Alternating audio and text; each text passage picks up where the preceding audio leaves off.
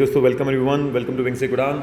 कल यूपीएससी के मेंस का पहला पेपर था और पहला एसए का और कंपलसरी इंग्लिश का पेपर होता है। तो एसए के पेपर के लिए हमने एक सीरीज़ भी शुरू की थी जिसको हम डेली मेंस डोज कह रहे हैं। आज तीसरा दिन है उसका। दोस्तों जिन लोगों ने एसए ब्रेनस्टॉर्मिंग ना देखा हो तो डिस्क्रिप्शन बॉक्स में दोनों लिंक मिल जाएंगे एसए ब्रेनस्टॉर्मिंग के ऊपर, वो ज़रूर देखिएगा, बड़ा फ़ायदेमंद है। तो मैंने आपको पहले भी बताया था कि एसए एक ऐसा पेपर है जो 250 मार्क्स का होता है और ये सिर्फ एक ही पेपर है जहाँ तो वक्त की कमी भी नहीं है और स्पेस की कमी भी नहीं है। यानी जितना लिखना चाहते हो उतना लिख लो और आपको कोई ना तो टाइम की कमी पड़ेगी और ना ही वक्त की। बाकी जितने भी पेपर हैं यूपीएससी मेंस में सब में टाइम की कमी भी है और वक्त की भी है।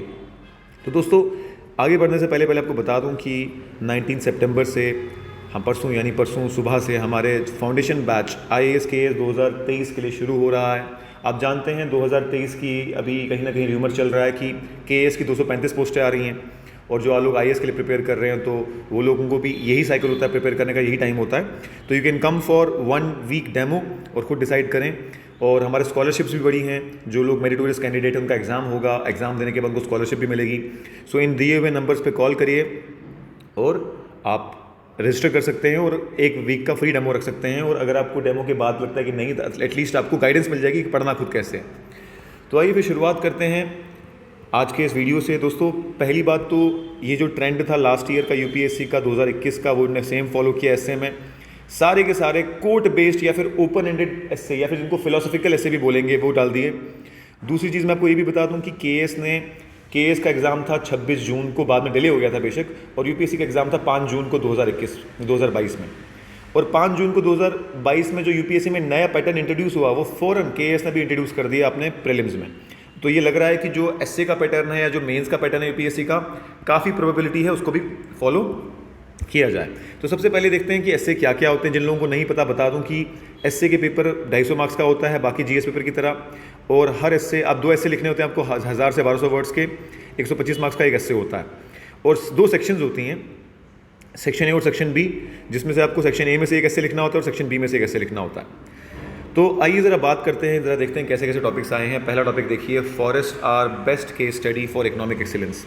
कहीं ना कहीं यहाँ सस्टेनेबल डेवलपमेंट की बात चल रही है कि आप डेवलप तो कर रहे हो, इकोनॉमिक एक्सीलेंस कैसे मेजर किया जाए। तो ये कह रहे हैं कि कहीं ना कहीं जिस इलाके में ग्रीनरी ज़्यादा है, जिस इलाके में एनवायरनमेंट का ज़्यादा प्रोटेक्शन है और इकोनॉमिक एक्सीलेंस उसी इलाके की ज़्यादा है, यानी डेवलप करो बट सस्टेनेबली डेवलप करो।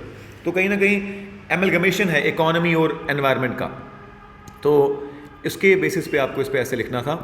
उसके बाद आगे आपका poets are unacknowledged legislators of the world, यानी पोइट्स के ऊपर थोड़ा स्पेसिफिक कर दिया कि किस तरीके से उनकी राइटिंग्स इंस्पायर करती हैं पूरे वर्ल्ड को, चाहे वो गालिब हो, चाहे वो हरिवंश राय बच्चन हो, चाहे वो मीर तकी मीर हो, चाहे वो विलियम शेक्सपियर हों, जितने भी पोइट्स ऑल ओवर वर्ल्ड हैं सब लैंग्वेजेस के, वो कहीं ना कहीं पूरे वर्ल्ड की पॉलिटिक्स, पूरे वर्ल्ड की जो आपकी इकोनॉमी है, पूरे वर्ल्ड का सोसाइटी उनको इंस्पायर करते हैं। तो इस पे आपको लिखना था। इसमें आप मॉन्टेस्क से लेकर मतलब जितने भी विलियम शेक्सपियर और जॉन बर्नार्ड और क्या क्या को कर सकते थे, बट इसमें आपको नॉलेज ज़रूर होना चाहिए था। तो ये थोड़ा ऐसा था, जो यूपीएससी जो हम पढ़ते हैं उसके नॉलेज के हिसाब से पोइट्स के बारे में इतना नहीं पता होता है, बट कहीं ना कहीं आपको जो है ये ऐसे लिखने में डिफ़िकल्टी आती। और ये ओपन एंडेड था। और ये जो लाइन है ये एक बुक है, in the defence of poetry, 1821 की बुक है, वहाँ से उठाई गई है, बड़ी फेमस लाइन है। उसके बाद आ गया, history is a series of victories one by scientific man over the romantic man.